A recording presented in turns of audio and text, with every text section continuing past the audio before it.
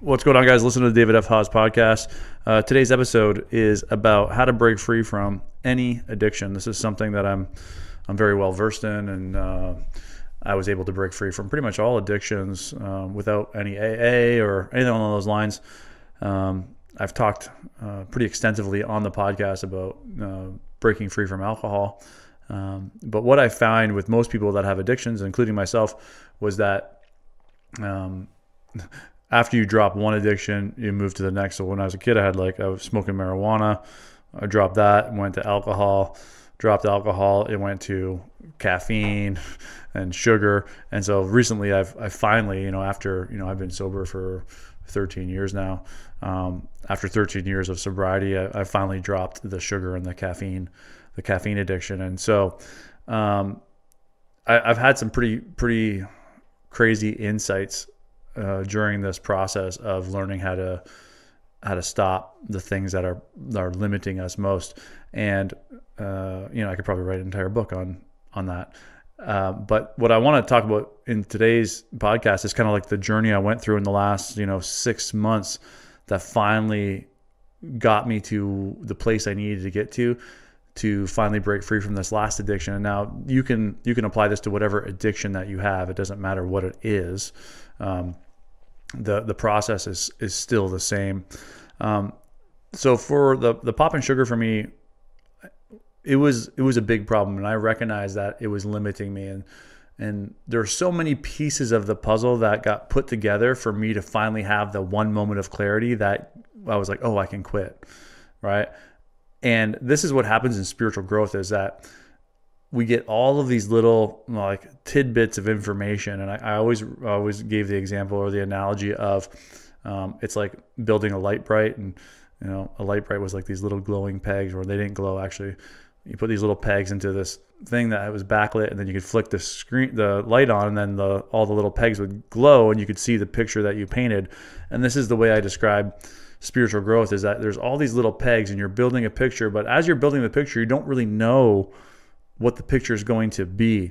And then finally, when you put that last peg in, you turn the light on, and then you can see the picture. And so that's what happens. That's what's happened with me multiple times, on this path to enlightenment. Is just, I've been building the picture, sometimes realizing I'm building it, sometimes not realizing I'm building it. And then all of a sudden I put that last peg in, or that last moment of awareness, or that last letting go of something that I've been holding on to. And then the light turns on, and I'm like, holy shit, I can see it all. Right. And once you see it, you can't unsee it, and then your life has changed forever. And so this is what I went through with getting free of this caffeine and sugar addiction. Was I was just building this puzzle, and it took me way longer than I wanted it to. But I think now that I see it all, I can help you streamline the process, so it doesn't have to take you 13 years to break free from it. And so the first major kind of awareness or aha that I had was recognizing that my mind was basically telling me in some sort of way to continue to remain unhealthy. And so this is how I did it. It was every thought that I had around I need to get into better shape was what it essentially was telling me was that I am not in good shape. And so once I made that awareness that by saying I need to do this, I was saying that I am not. So it's kind of like, I call it learning to read between the lines of your thoughts. Once I recognized that, I was then like, oh, okay, I'm aware of that. Every thought I have around getting in shape is actually holding me from holding me back from getting into better shape. And so then I just started noticing it. And when I started paying attention, it was unbelievable how frequent my mind was telling me, you need to get in better shape, you're out of shape, you're fat, you need to exercise more, you need to eat better, you need to stop drinking pop, whatever it was telling me. It was constant. It was like probably the number one thing that was playing out in my mind. And so just with bringing awareness to it, just by looking at it, those thoughts began to reduce because I was now paying attention to them and seeing them for what they actually were. So then as I reduced those thoughts, I started creating more clarity, and more space and more awareness was allowed to come through because my mind wasn't so busy with all of the noise of get into better shape, right? And so the second thing I recognized was that repeating those thoughts to myself over and over again was allowing me to remain in my comfort zone, because on the other side of not drinking pop, I would have to face all of the things that pop and sugar were helping me to avoid. So I think that this was like the biggest kind of like aha. And that wouldn't have came unless I made that first step, which was like having the awareness. And once I had the awareness, the thoughts reduced. When the thoughts reduced, the clarity started coming through. That was like, if I don't drink pop, I will then have to face everything that is below the surface, everything that drinking pop and caffeine and eating sugar was keeping at bay. And I wasn't even really truly sure what that was going to be. But it was basically clear to me. It's like, just stop, right? And when you stop, you'll realize what it is that you have been avoiding, right? And this is ultimately the source of pretty much all addiction, right? Addiction is escape. And the question is what is it? What are we escaping from? And so I then recognized that I would just have to stop to view or to bring into my awareness what was the thing that I was actually avoiding. And so then with that clarity, I just basically I set a date and stopped. And this is exactly the same way I stopped alcohol. And it's like, once I had the clarity around alcohol that if I didn't drink alcohol, I wouldn't be accepted, essentially. I wouldn't be cool. I wouldn't be fun. Once I had that awareness, I was like, oh no, I can be that without alcohol. And I just set a date and stopped. And I did the exact same thing with pop and sugar. I set a date and I stopped.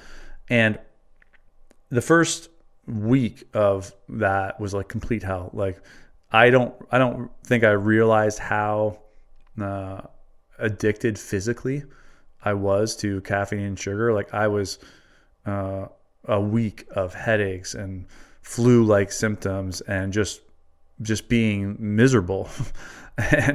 and that was all I could keep my attention on for that first week, was just like getting through it. And even in that, there started to become an awareness of, I just didn't want to be uncomfortable at all, right? And so even though the headache was bad, it wasn't like a 10 out of 10 bad. It was probably like a 5 out of 10 bad.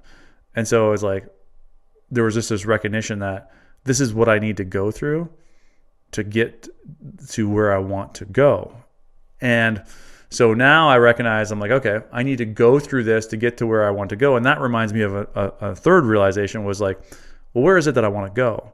And where I want to go, and I think I've made this pretty clear, is like, I just want to spread what I do to as many people as possible, because it completely transformed my life, which is essentially the path to enlightenment. Spiritual growth is essentially recognizing that it's not about what's going on out there, and it's all about what's going on in here, and learning how to regulate emotions and let go of the things that are limiting us most.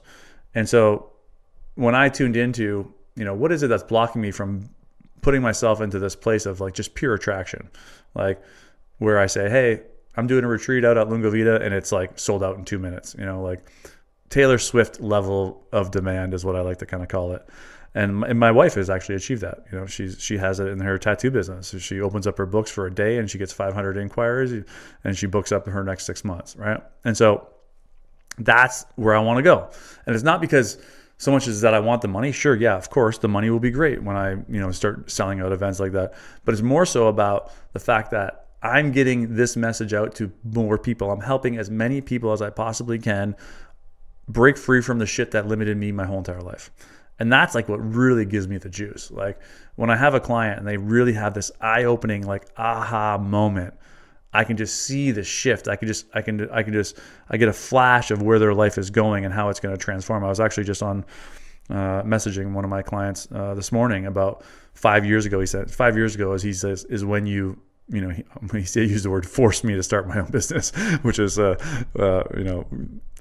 coaching tool. Essentially, it was like we can actually push people to where they need to go, whereas in therapy, they're governed by a bunch of laws and they're not really allowed to do that kind of thing. But I basically said, just start your own business, like just do it. I made him start at my house, and he did a renovation at my house, and now he's got this huge company with like 8 employees, and that was only 5 years ago.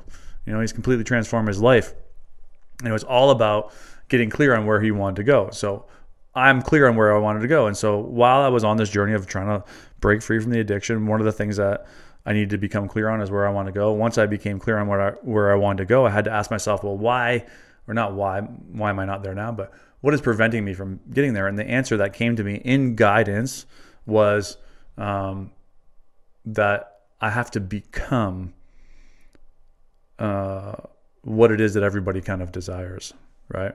Which is success, like healthy, wealthy, and wise, essentially, successful, at peace, calm, happy. I have to become all of those states. And one of the things that's preventing me from becoming is this addiction to popping sugar, right? And so I was like, oh, okay, I got to drop that, right? Once I dropped it, after I got through the withdrawals, what came up below the surface was like really surprising to me. And I thought I had dealt with all of this, but one was the fear of rejection, right? So in order to become Joe Dispenza, you have to deal with a lot of rejection. You have to put on events where no one shows up. You have to run Facebook ads that no one clicks. You have to ask people to sign up for your courses and your programs, and they say no. You have to put yourself out there. And I think back to, where I started in business. I started opening my first company at 16, Squeaky Clean Window Washing. And you know how I got business is I went door to door and knocked on people's doors and said, do you want your windows washed? And that comes along with a lot of rejection. But for some reason, because I was young or whatever, I didn't know any better, I hadn't built up beliefs, the rejection didn't bother me, right? I had nothing to lose. Maybe I was living in my parents' house, and there was no real risk, right? Whereas now it's like I got payroll, and I got 2 kids, and I got a wife and a house, and all of the stuff that needs to be taken care of. So maybe there's more pressure, and whatever it is, the fear of rejection was one of the things that popping sugar was helping me avoid. Because if I just stayed drinking popping sugar, I would never have to put myself out there, and I would never have to experience the pain of rejection. Okay, good. So once that awareness came to me, I was like, perfect. Bring on the fucking rejection. I want it all. I want every ounce of rejection. And so you'll probably see in my content, like, I'm going to be asking more. Right? I'm going to be telling people, like, this is what you need to do. You need to sign up with me. I'm going to put myself out there to be rejected. I want to become so comfortable in rejection that rejection is never, ever a limitation ever again. Now, while that sounds so great and courageous consciously, it shows up in other ways unconsciously. And you think that you can just face rejection. And for the most part, about 80% of it you can. The rejection that I was avoiding was showing up in all kinds of other areas of my life. I was showing up in my relationship. It was showing up in my business partnerships.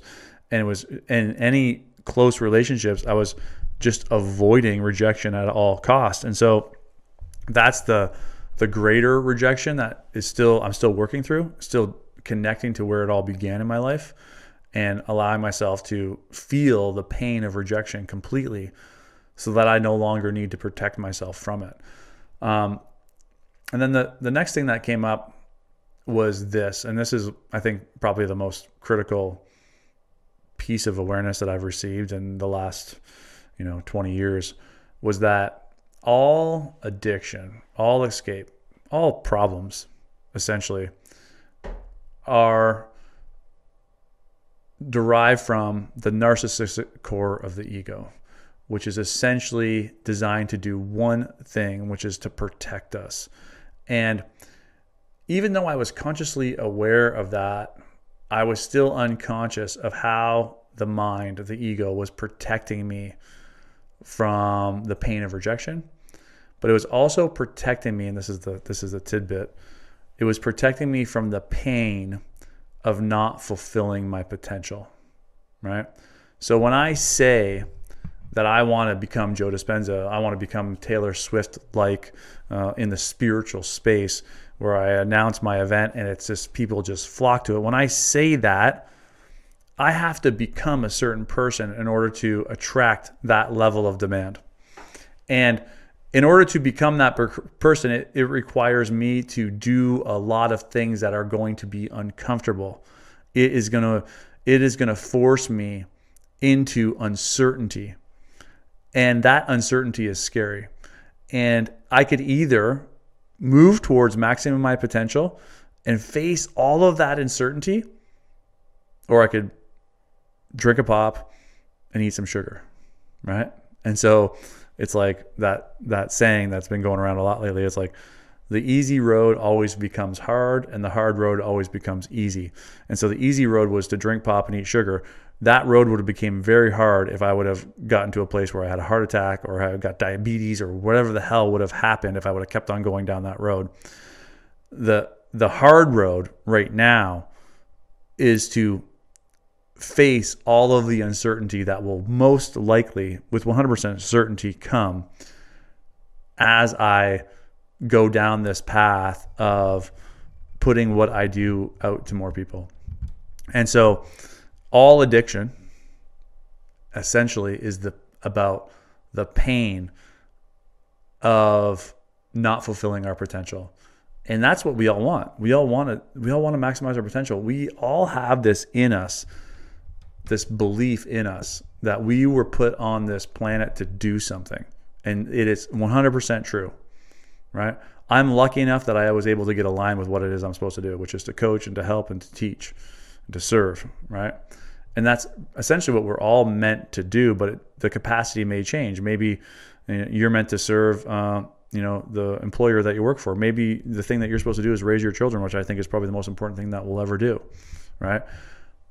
But once you get aligned with that thing that you're supposed to do, then you no longer get pulled in different directions. You don't have any more hooks in you, right? So my thing before was, I just want to make money. And that was all from a place of desire. It was all about avoiding the shame of not having enough, right? And then once I dropped that desire and I let go of the shame, then the money, I no longer like desired the money as much, and that's when it flowed into my life. But it wasn't from a place of courage. It was from a place of desire, which is like lower on the scale of consciousness. And so once I allowed myself to break free from that, it then aligned me with what I really wanted to do, right? Which was to help. And so, and in what capacity and how could I serve? And, the thing that came to me my whole entire life, and I've always known, but just ignored because of the programs that I took on, was like, I'm supposed to be speaking. I'm supposed to be teaching.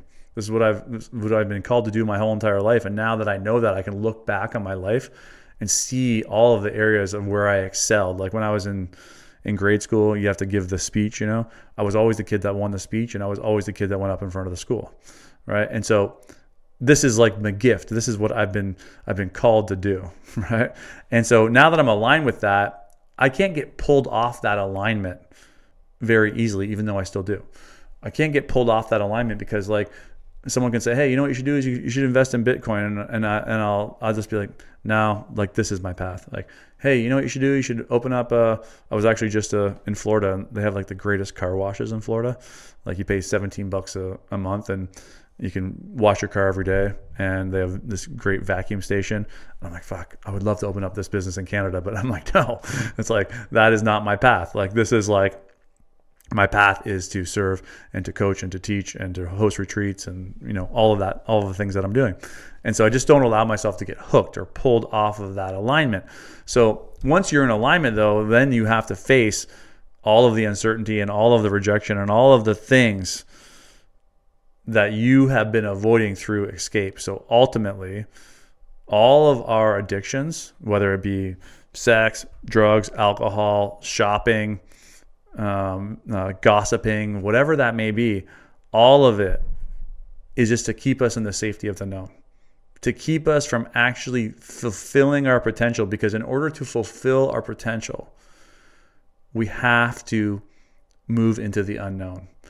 And it all sounds so easy, just do it. But it's like it shows up so subtly and so subconsciously that you don't even realize that you're avoiding what it is that you're avoiding, right? And so with this clarity, that unconscious avoidance has come into the light. And because it's come into the light, I'm now able to actually deal with it, because before I was just completely unconscious it was even there.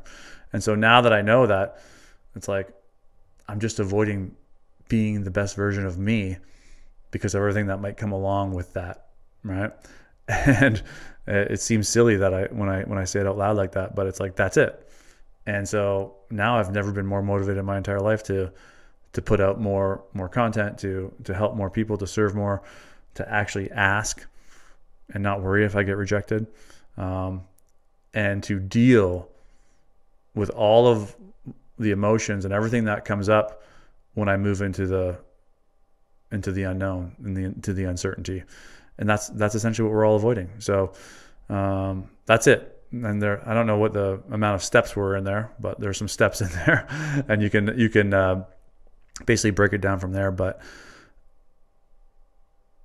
your mind has one function: to protect you.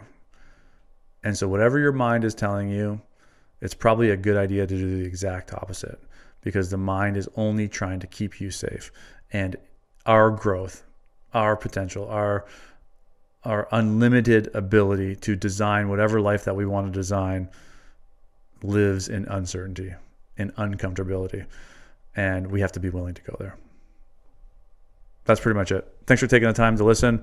If you got any value at all, do me a favor, send this to a friend, subscribe, give us a review, and show up next Sunday. We're pretty much releasing these things every single Sunday. Thanks for taking the time. See you next week.